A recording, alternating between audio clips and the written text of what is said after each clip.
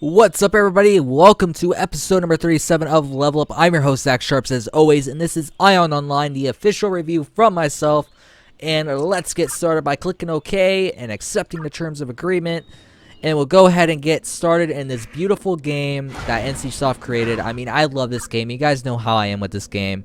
Like I said, if this game is a chick, it'd probably be a blonde-haired, blue-eyed chick, which is a dream girl for me. I love that type of woman. Blonde hair, blue eyes, love it. That was what Aion would look like. That is how it would look like. Completely how it would look like. But Aion is an amazing game, and I really want to stretch that out to you guys.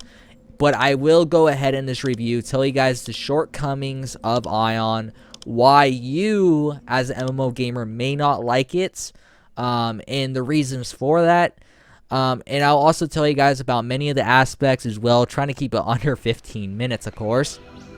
So let's go ahead and get started with what is Aion. Well, Aion is a pay-to-play MMORPG that is fully PvPized. Now, what I mean by that is if you like PvP, you'll like Aion. Chances are you'll like Aion. And the reason why I say that is the fact that Aion has probably the best PvP that is out there. As far as politics combined with teamwork, combined with combat. And I will go out on the limb. I know I'm going to get criticized for this because there's going to be some person who's a fanboy of some game out there who's going to criticize me in some way. Aion has probably the most complex PvP ever. And that is just because of the gameplay. Each class is so complex with what skills you have to use in certain situations. It's almost like playing StarCraft 2, trying to figure out which builds you have to do in certain situations and stuff like that. Although it doesn't create as much decision making, it does give you that much decision making in the sense that instead of it like being like StarCraft, which is basically speed chess, times 160, Aion is more like speed chess times 2 in the sense that it requires a lot of speed, a lot of knowledge of your class, and the decision making that is appropriate for the time. Now, I'm playing a 44 Assassin. I've leveled up a little bit since the last time I did the review. Before, this is a raid review.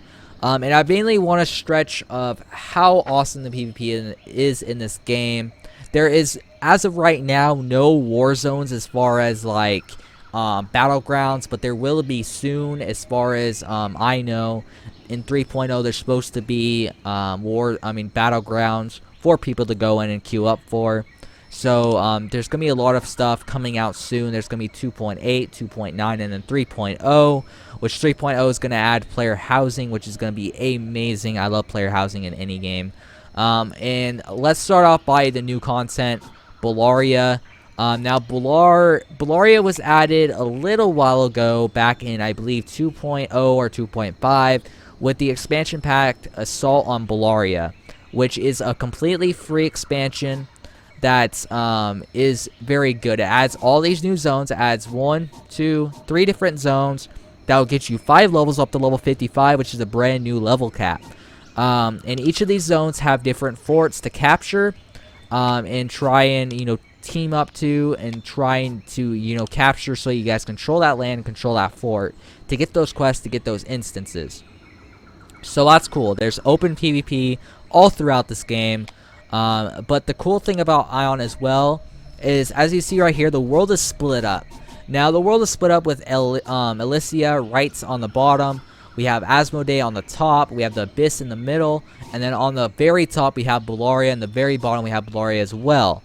The way that works for open PvP-wise is there's things called rifts. Now, don't say it's a knockoff from Rift or Rift knocked off each other. They're completely different types of rifts. Basically, what rifts are is they open up throughout the world.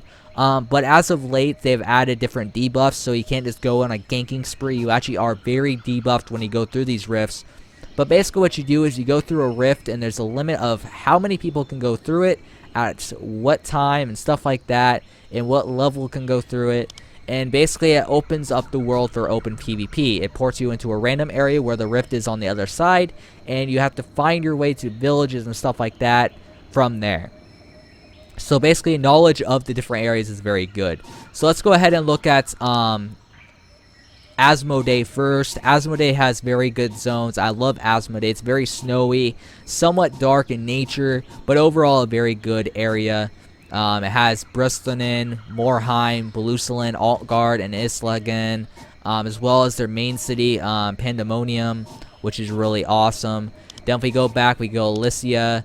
I've had experience in both of these zones. Both of them are very good. I can't really show you guys in-depth pictures of all of them, considering I'm not an Elmo or, you know, so I can't really show you guys that because, you know, I'm not an Ilios, or as we call them, Elmos, to basically show you guys that.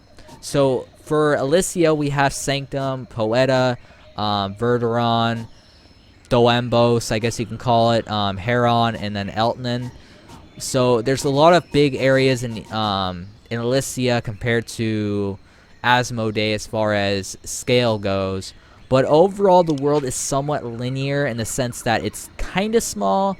It's a very big world. It's just, there's a lot of mountains, I guess you could say. So if you're one of the type of people who don't like mountains, you probably won't like Aion because there's a lot of them. And that's mainly because you can fly. I mean, that's a really cool thing. Now, flying is the main feature of Aion. You can fly, you can do freaking 4-dimension PvP, and you can attack in the air, on the ground, whatever you want to do. You could do an Aion, and the weird thing about Aion, though, is it's limited. You can't fly everywhere. And the thing is about flying is it's timed. You can only fly for a certain period of time before your flight timer goes out, and then you die. Basically, depending on where you're at. Typically, when the flight timer goes out, you'll notice you're going to be in the sky really high up, and you're going to fall to your death. But there's different gear that prevents this. Now, the gear that prevents it is called flight gear, and what flight gear does is it enhances your flight time. Now, typically, flight gear is for mining aether crystals in the sky and stuff like that. That way you can, you know, do crafting and stuff like that. Alright, so graphic-wise, this game is very impressive. I mean, look at the scale of the city and how beautiful everything is around it. It's a very beautiful game. Gameplay-wise, it's a very complex game, and questing-wise, it's a very redundant game. Now, let me go ahead and get into the classes and races and factions and stuff like that before we go ahead and get into anything else, because of the fact that the thing about Aion is the fact that there's two factions. There's the Elios and there's the Asmodeans. And the thing about the Asmodeans is they're the dark race. They're the darker faction. In the sense that you are going to be kind of told that you're the evil person, even though really it's just you live on the darker side of the planet. And if you're an Elios, you are on the lighter side of the planet, so you're automatically the good guy, pretty much. So there's the two factions, Elios and I guess you could say Asmodeans.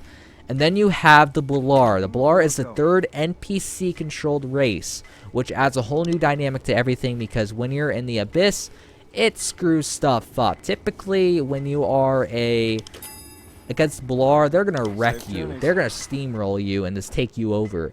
And that is a really cool feature about Aions because it adds politics in the sense that our whole server needs to team up on these guys. That way, at least we have this, and they don't. And sometimes everyone just pulls back and says we want them to take this so we can farm what they have. So you have different politics in this game, and that creates a very interesting dynamic to the game overall that a lot of different games don't have. Like, for example, let's go to the Abyss right now so I can show you guys the territory maps and stuff like that. And what you're going to be doing in the Abyss is capturing different forts. Now, you see fort icons throughout this map right here. And what the fort icons do is they represent different colors, which represents different factions. The red is the Bular, the blue is the Asmodean, and the green, which is not really present in the upper Abyss, is the Elios. And basically, every once in a while, these come vulnerable. And right now, as you see, Marion Fortress is invulnerable, and the next Fortress Condition in 18 minutes is invulnerable. So basically what that means is we can't attack it until it becomes vulnerable. And when it becomes vulnerable, clans and legions are like flocking on that stuff if it's a fort they want. Now, this is a very interesting dynamic about Aion. You gotta pick and choose what forts you want, because you may not be able to get all of them. You may not be able to defend all of them. If there's not enough legions to support you, you're not gonna defend a fortress all by yourself. So typically you want to figure out how you're going to farm them before you even start to go, because you're going to spend a lot of time trying to take that fortress over. Typically it takes about two hours to set up and go attack a fortress, which is really cool because it's sort of like a full instance sort of PvP, even though it's not instance whatsoever, so don't take it as that. It's a fully open world experience like none other. You will never experience it anywhere else. It's like 500 on 500. Your computer will lag like crazy, but you'll enjoy every minute of it because it's like a war going on. You have bosses everywhere. You have guys to kill everywhere. You have, Elias or Asmodean to kill everywhere. Then you have the Blar everywhere. It is one crazy experience like none other, and it has very awesome politics as well. As you see, you're seeing me kill some stuff through the combat system. The combat is very complex in this game. I always like to do the multi-mob experience in the beginning of the starting zones to see how dynamic the combat is going to be. In this game, I only was able to kill one person in the starting zone. If I took 2 on, I'd die. In World of Warcraft, you can take 5 or 6 on as a rogue and still be pretty much fine. So that just shows how difficult the combat is in this game versus, say, World of Warcraft. You actually have to use all your skills on your bar. When you get into a long period of fighting, you have to use all of them. Like, for example, if I accidentally pulled 2 of these guys, I would have to pull and use all these skills on my bar to have a chance. And that is an amazing feature of this game. So, as far as the PvE goes, if you like going through, having a very complex style of PvE, you're definitely going to love Aion. As far as the questing goes, the questing is sort of, do you like Asian grinders or you don't? Now, this game does have quests, but it doesn't have narrative quests, as in the sense that the quests in this game are kill this, kill that, go here, go there type things. There's not really anything dynamic about this game as far as questing goes, but they have streamlined it so you don't have to grind very often, if not at all. I mean, you really don't. There's always quests around, and that's the cool thing about Aion now. It's so streamlined for you to hop in and play. But typically, if you do not like the Asian style kill this, kill that type quest, you're not going to really like Aion. As much as the combat is very complex, the PvP is amazing. That is one of the killers for most people. And the fact that it really doesn't have a lot of PvE dungeon content is another killer for most people, because this game is a PvP game. That's why when people say, we want a PvP game, they don't realize that has no PvE content. Now, when you make a PvP game, you make the content all PvP. You don't make just some PvE, some PvP. You gotta focus on one. And that's really what World of Warcraft's done over the years. They're really focused on, instanced PvE with having good PvP. Now, it's not the best PvP I've ever seen in WoW. It is a little simplistic. Unless you get in the competitive side, then it's, complex. But, of course, Aion would be a little bit more complex because you have more skills that are more versatile. But, each game has its own specialty. WoW's specialty is its PvE. The specialty of Aion, it's PvP. The specialty of Rift is its PvE. So each game has its own specialty. So if you're a very huge PvP fanboy, you're going to love Aion's system. Because of the fact it has the territory battles, it has the, awesome stuff. And, it's just overall a great experience, nonetheless. So if you really like that type of thing, you're going to enjoy Aion's system very, very much. The Abyss is definitely a great time, and definitely it's a very political time. Well, anyways, guys, that is my review of Aion. I gotta say, it's a very classic game. If you really want to enjoy a great piece of art, do check out NCSoft's title Aion.